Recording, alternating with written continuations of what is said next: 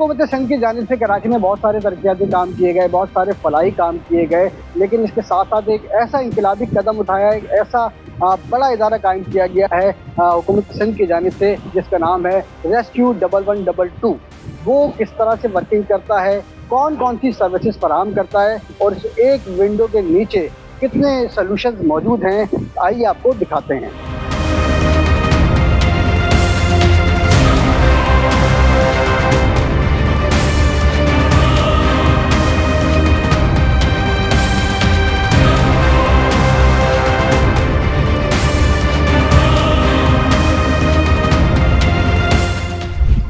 Rescue 1112 में जदीद तर्ज का एक कंट्रोल रूम भी बनाया गया है, ताकि अगर शहर के किसी भी इलाके में कोई वाक़या होता है तो उसकी रिपोर्ट यहाँ पर की जाए। वहाँ पर किस तरह से काम होता है और क्या क्या जिद्दत वहाँ पाई जाती है, आइए देखते हैं।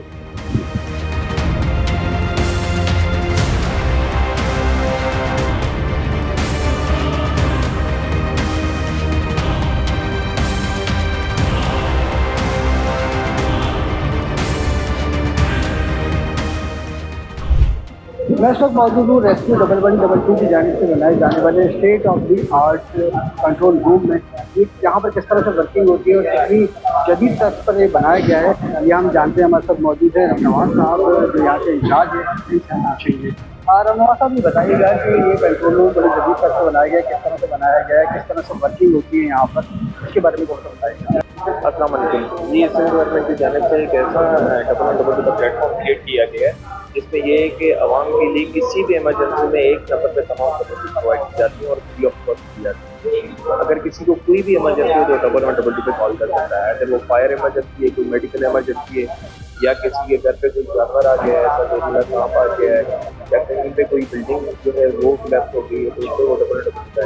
अच्छा, जैसे किसी की कॉल आपको आती है कि भाई फलां जगह पर आग लग गई है या बिल्डिंग गिर गई है, तो कितने टाइम लेते हैं आप लोग रिस्पॉन्स में, कितना रिस्पॉन्स टाइम होता है? रिस्पॉन्स टाइम जो है ना हमारा वेरी करता है कि नेचर ऑफ इमरजेंसी पे और जिस जगह पे इमरजेंसी रिपोर्ट की है।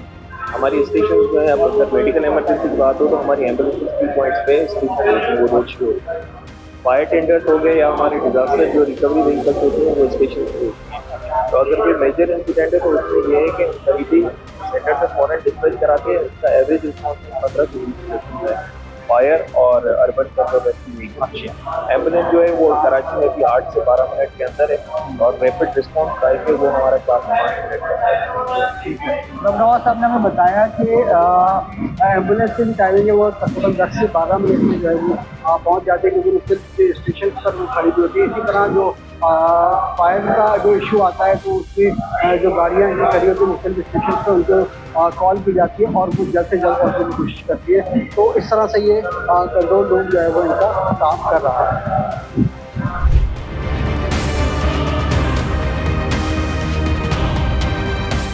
इसी नोट डाउन करें 16586363 से।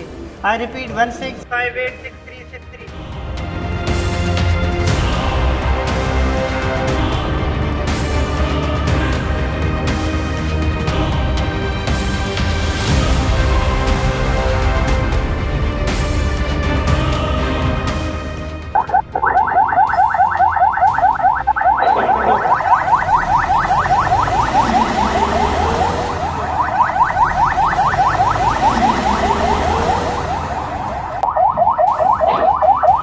रेस्क्यू 1112 की तेज रफ्तार एम्बुलेंस सर्विस, जो कि जदीद साजो सामान और आलात से आरास्ता है।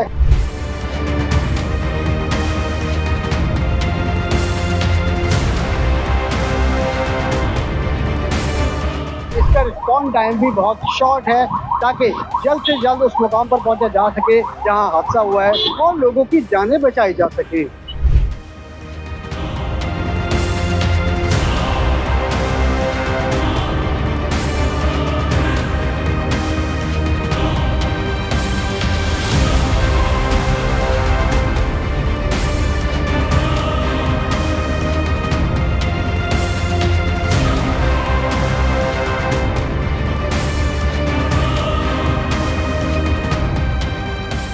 रेस्क्यू 1122 अब अलहमदिल्ला कोई नया इदारा तो नहीं रहा। अगर हम पूरे पाकिस्तान में भी बात करें, ये बाकी सूबों में अपनी कामयाबी के झंडे बखूबी गाड़ चुका है। फिर ये सिंध में आया रेस्क्यू 1112 हुकूमत सिंध की तरफ से रिहेबिलिटेशन डिपार्टमेंट में ये जो सर्विस है लॉन्च की गई थी, जो कि फ्री ऑफ कॉस्ट पूरे सूबे में आप कहीं भी 1122 कॉल करेंगे, आपको जितनी भी रेस्क्यू 1122 की सर्विसेज हैं फ्री ऑफ कॉस्ट मिलती हैं। हमारे पास सबसे पहले हमारी मेडिकल इमरजेंसी आती है। किसी भी तरह की कोई भी मेडिकल इमरजेंसी आपको दरपेश आ गई है तो आप 1122 कॉल करेंगे, आपको रेलेवेंट एम्बुलेंस आपके डोर स्टेप पे मिलेगी। फ्री ऑफ कॉस्ट सर्विस है। इसी तरह से हमारे पास दूसरा कंपोनेंट फायर का आ जाता है। पूरे सूबे में जहाँ जहाँ रेस्क्यू 1122 की सर्विसेज बहाल हैं, 1122 कॉल करेंगे, आपको फायर की सर्विसेज भी मुहैया हो जाएंगी।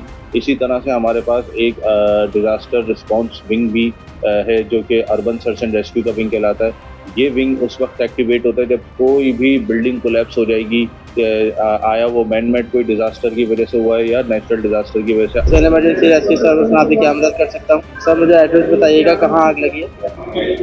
कंट्रोल फॉर M210 मूव करेंगे। 1:36 कॉल टाइम। मूव करना है fire incident Korangi number sector 45 से Bilal town. Doctor Ahmed caller हैं, हमजा पेशेंट। हमने रेस्क्यू की टीम से रवाना करवा दिया। कुछ देर में रेस्क्यू की टीम आपको लोकेशन पर पहुँचती है। पर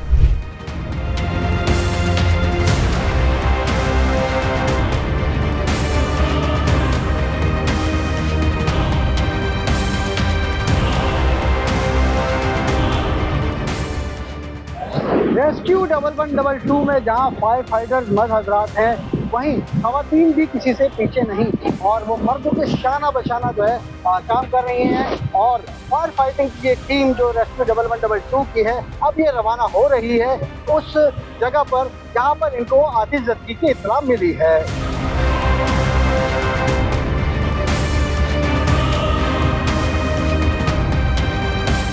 हमारे पास SOP मौजूद है कि हमारा रेलेवेंट स्टेशन जहां जिस लोकेशन से जिस इमरजेंसी के लिए टीम रवाना होगी उसको पाबंद किया गया है सख्ती से कि वो विदिन 3 मिनट्स अपना स्टेशन छोड़ देगी।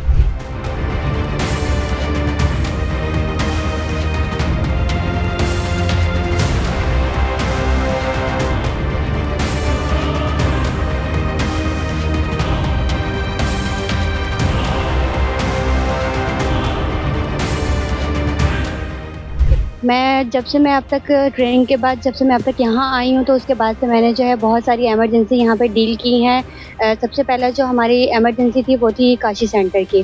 काशी सेंटर में हम लोगों ने बहुत सारे जो है लोगों की जानें बचाई हैं। फिर उसके बाद जो है मेरी दूसरी एमरजेंसी थी मेरी लांडी जोन एरिया में। इसी तरह से मेरी बहुत सारी एमरजेंसी थी, वो मैंने बहुत सारी एमरजेंसी डील की और लोगों की जानें। आज हमने आपको दिखाया कि रेस्क्यू 1122 का इदारा किस तरह से काम कर रहा है, क्या क्या सर्विसेज वो प्रोवाइड कर रहा है, जो कि अभी तक बहुत सारे लोगों के इल्म में नहीं है। ऐसी ही वीडियोस को देखने के लिए हमारे चैनल को देखते रहिए और मैं फिर से हाजिर हूँगा किसी नई स्टोरी के साथ, किसी नए पैकेज के साथ।